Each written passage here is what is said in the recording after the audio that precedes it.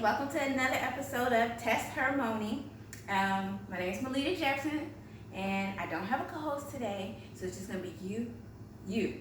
I'm pointing to myself. It's going to be you and me. We're in this together, okay? So first, I want to give a shout out to my good friend, Miss Simone, who created the shirt. Woo! Isn't that a beautiful shirt? Because guess what? I am love. You're love. So,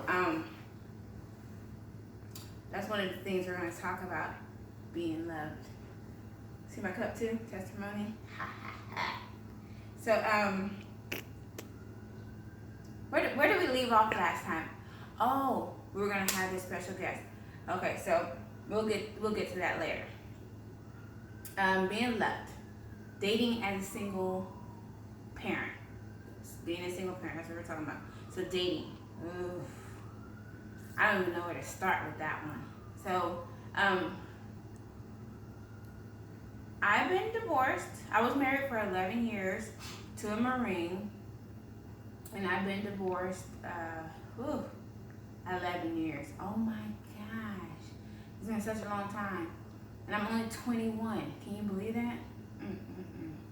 So, my son's recording, so he's mouthing something to me. You're saying you're 21? I am 21. So let's stay focused, okay? We're talking to all the people out there. Yeah. So, dating as a single parent. I'm only going to talk about it from the female's aspect. We'll get the male's aspect when we interview a single father. So I've been divorced for 11 years. Being divorced, and it depends on how you all separated. Unfortunately, we separated on bad terms. He cheated, I cheated. We're going to talk about that on another episode, cheating in the marriage. So he cheated, I cheated. We just got to a point to where neither one of us can stand each other. It was so much dislike in the relationship.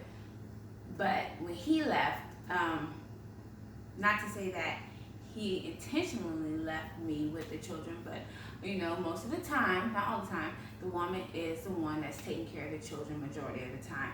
And at that time, being so young, I didn't understand co-parenting. And I didn't understand dealing with my emotions. So not only was I forced to be a single mother, that is emotional turmoil because I never wanted to be part of the statistics. I never wanted to be a single mother. I felt like everybody that was a single mother was depressed, lived to a lower standard of life, quality of life, and people just thought bad of single mothers. So I didn't want to be one. I was like, I'm not going to be one. And then lo and behold, I become one.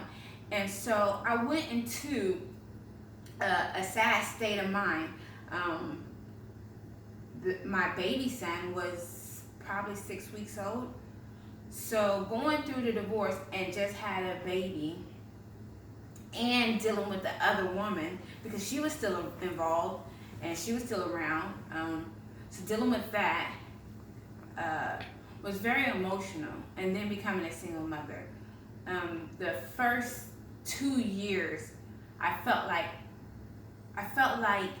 I was never myself. I lost who I was because for the longest I was Miss Jefferson. I was Corporal Jefferson's wife. I was titled, and then I became mentally the wife and the mother, the stay-at-home wife and the mother. So that was my whole world. So before that, prior to that, I lost that person. I lost Melita. I lost Melita because I became the wife. And so when I became Melita again, I didn't know who I was. And I was also a mother, doing it all by myself. So I was a stay-at-home mom, went through a divorce. So I was single. I was a mother of 4 children, small children. And I was forced to go into the career field. All at the same time, an instant shove. So it was an emotional whirlwind of like, oh my gosh, I gotta get myself together. I gotta get out there. I gotta work. I got gotta take care of these children. And during those 2 years, I did not have time to deal with my sadness of going through a divorce. I didn't have time to deal with my emotions of going through postpartum. I didn't have time. So I lost connection with emotions. And that is dangerous when you become emotionally disconnected. So I know there's a lot of you out there, you don't know that you're doing it, because I didn't know I was doing it. I was just moving along. If I can get through this month, I'll be okay. And then I got through that month. If I get through the next month, I'll be okay. And then I got through that month. And then I became emotionally disconnected. Not just to my children, because I love them, but I wasn't showing them love. I was cooking, I was cleaning, I was taking care of them. It was like I became a robot. I'll go to work, do what I have to do at work, put on a show, come home, do what I have to do as a mother, cook, clean, take care of them, check the homework, make sure they're this.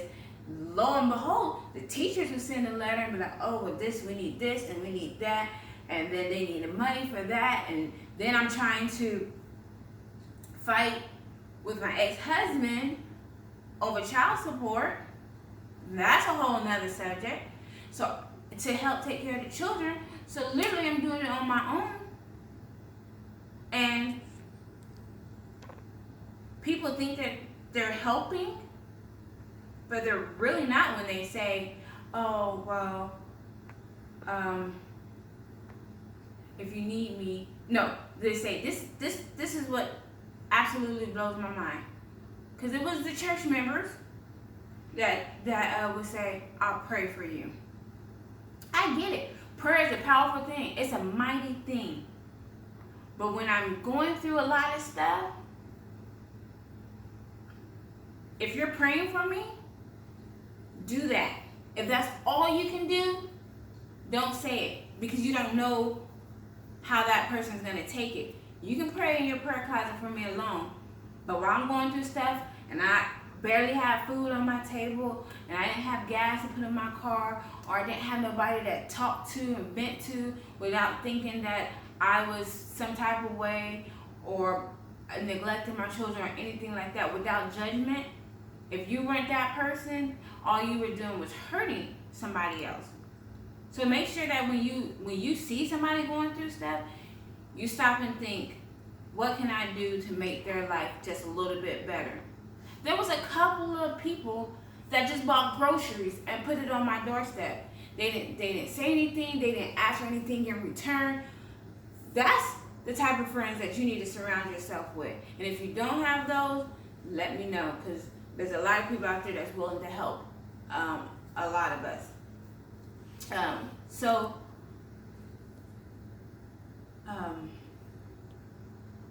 I didn't feel anything. I didn't feel sad. I didn't feel hurt. I didn't feel angry. And those are normal emotions. Sad, hurt, angry, happy, feeling loved, wanted. I'm not even gonna. I said in the beginning that we're gonna talk about dating and love, but we're gonna rewind it and stay right there, because that's a lot of meat right there. That's a lot of meat. So I want to deal with going through a divorce and dealing with the emotions.